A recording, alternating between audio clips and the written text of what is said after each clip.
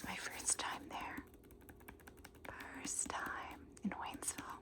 First time at the store. It was really cute. And they had a bunch of these. And I'll show you what I mean. But even just the small details, right? You can tell how much love and care was put in it. You have this nice little ribbon tied around, as well as these really crisp folds of the paper that you have little goodies in that I'll show you. And I just think that's really awesome to put that kind of love and care into it.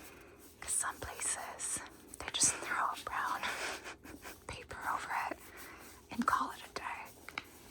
And I like it because they do it at a discounted price, which I think is important because you're taking a risk, right? You don't know what the book is. You don't know if you'll like it. You don't know if you already have it. So I think that's very smart on their part. What do you think? Have you gotten one of these before? What was it like? So, now that we've done playing around, I thought we'll look at some of the stuff, the goodies that come with the book. First, take me to the bookshop. Plains and Pages, Waynesville, Missouri. This is a cute little bookmark. I don't know if you can tell by the look or the sound, but it's very smooth and sleek. It's got a good firmness to it. I don't know how to describe bookmarks, but it's not flimsy or cheap feeling. And smart idea. New book, gonna need a bookmark. Why not do your own for people so they can remember this little adventure they went on? Then we have this cute little sticker. How cute is that? Can you see the shine? Oh, the little sparkles. Has so many things on it. All these that I think we can probably relate to as book lovers. Writing the review, buys only for the pretty cover. Sorry, I'm booked. Little mug with some maybe coffee or tea in it. Collects books and lots of them. The bookworm constantly has a book in hand. And was this love at first sight? So it's got a bunch of just beautiful designs in it. I can't wait to decide where I'm going to put this sticker. But again, it just adds to the fun, I think, of getting a little blind date with the book, is that you're kind of treating yourself, right? Like, oh yay, I get a little random sticker and bookmark. And I think there's one more little goodie, which is their little sticker for their store. Again, just smart marketing, but it's a fun sticker nonetheless. I also thought this was extremely well done. Oh, I like the sound of that. Look at this. It's so gorgeous. And after I saw this, I knew I had to get one of these books. And I really wish everyone incorporated this, where, you know, they give the summary or the recommendation in type. I think that is so much easier to read.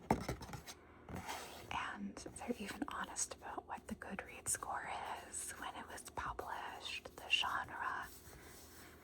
And you might think, oh, that's giving too much away. That you're going to know what it is. You could look it up.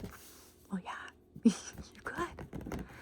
But as someone personally about uncertain things, having a little bit more information, I think, is really helpful for me making a choice. And this is just so pretty. Just a simple design of the flower, the book. Just well done. Good job. So, I figured I would read the little bit that I got that helped me decide that I want this guy. Sophia Bottom lives in a small country that Europe has forgotten. But inside its borders, the old myths of trees that come alive and fairies who live among their roots have given way to an explosion of the arts and consolations of philosophy. No one, from the clarinetist to the cabaret singers, is as revered in the arts as Sophia's brilliant mother, the writer Clara Bottom.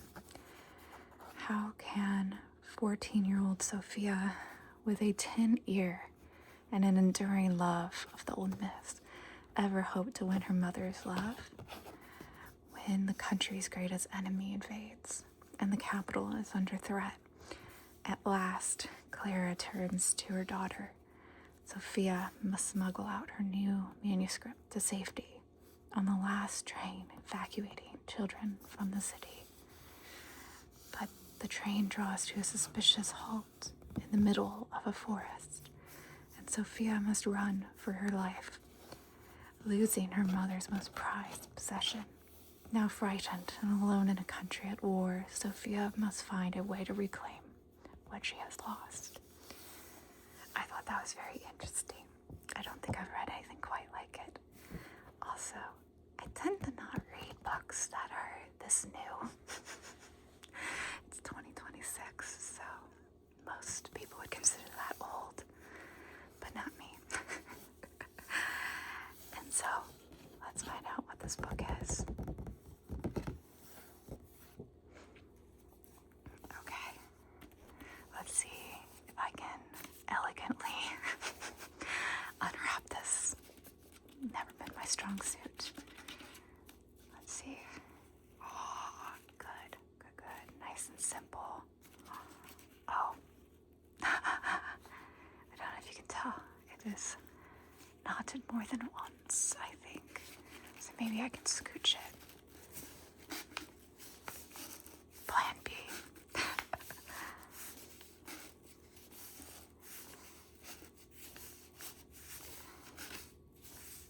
Ta-da! I did it. Okay, just kidding. We're only part of the way.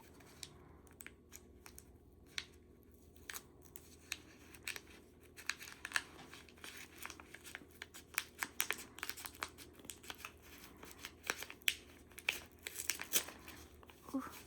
Oh no, almost. Ah, beautiful. Maybe I can get it to slide out. What do you think? Oh, it's very snuggly. It's a snug fit. It's hardcover.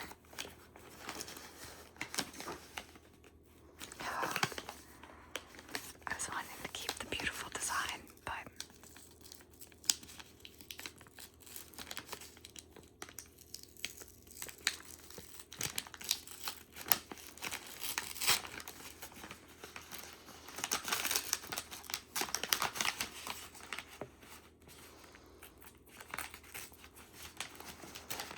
oh boy. Oh, good. Okay, here we are. The Capital of Dreams by Heather O'Neill. Did you guess that this was the book? Have you read it? I have not, thankfully. So, interesting cover. It's got a very smooth feel. But then the words are a little bit raised.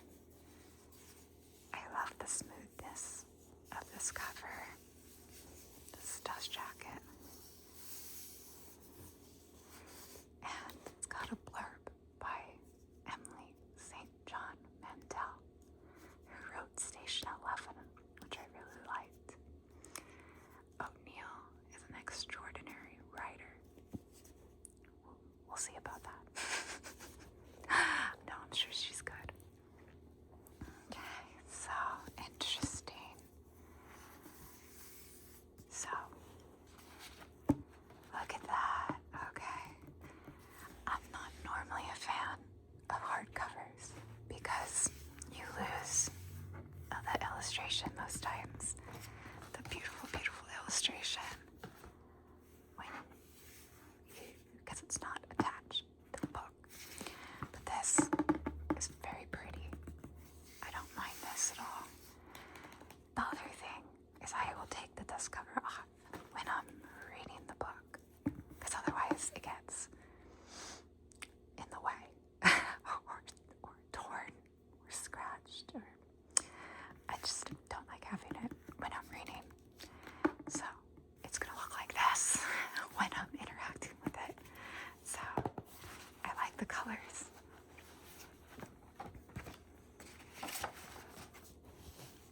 And it's in really good condition. I think that the store, Plants and Pages, only does new books.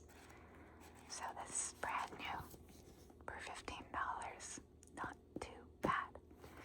Here is Heather. Have you read her work before? I haven't. Apparently she is a novelist, short story writer, and essayist. Her fiction, which includes When We Lost Our Heads, The Lonely Hearts Hotel, Daydreams of Angels, and Lullabies for Little Criminals, has been shortlisted for or won multiple awards, such as the Scotia Bank Keller Prize, the Women's Prize for Fiction, the Danuta Gleed Award, the Grand Prix du Livre de Montreal, and CBC's Canada Reads. Born and raised in Montreal, Heather O'Neill lives there today. Makes sense, because she won some Canadian prizes. But I like some of the other titles she has.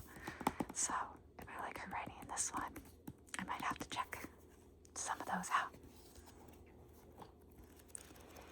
It's a rather thick book. Let's see. It totals 359 pages. That's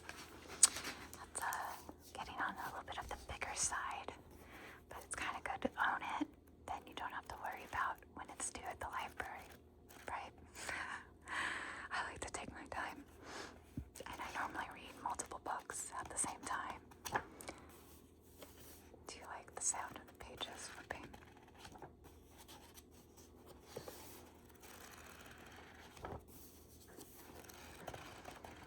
Nice, nice. I am looking forward to this. I haven't read anything by this author.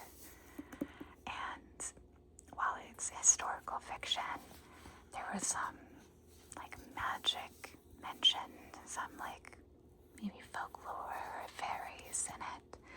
So I think that might be more interesting to me than straight up historical fiction. A breathtaking, dark fairy tale of survival and betrayal. So the dark fairy tale intrigued me. I wonder if it might be similar to Pan's Labyrinth. What do you think? Would you be interested in reading this? Let me know. I'm curious. That was fun. Just never know what you're gonna get, but I feel like this was a good get. And at a 3.6 rating, it seems like it really depends on the reader. That some people probably really liked it, some people didn't. So I'm gonna not read the reviews, but it is interesting to see that average rating. Seems like it might be depend on the reader if they like this or not. And maybe after. I'll see what the reviews say and if I agree with them after I read it. But I was so happy to support an indie bookstore. And for those who don't know, in Missouri for the summer, they're doing a Missouri indie bookshop tour. And if you go to participating bookstores, just visit. Don't even have to buy. You can get a sticker from them to put in your passport. And then at the end of the summer, you submit it and you get entered into different raffles for prizes. So pretty nifty. I'm so excited they're doing it. Like, I needed another reason to go to bookstores, but very, very exciting. And when I see bookstores doing a good job, I really do want to support them, especially when they're not somewhere I'm going to be a lot. Like this bookstore in Waynesville, Missouri is about 2 hours or so away from me. So it's not like I'll just casually be in the neighborhood again. I have to specifically want to come to the bookstore. But if I'm ever driving through again, it's definitely one to check out. It seems like it's also part of the Route 66 route, so maybe it gets some tourists who are going on a little road trip. But either way, they were very sweet and very nice, and they had a fun selection of books. Not just blind date with the books, but a very diverse and fun selection of books, considering it was just in a small rural town in Missouri. And you gotta support that.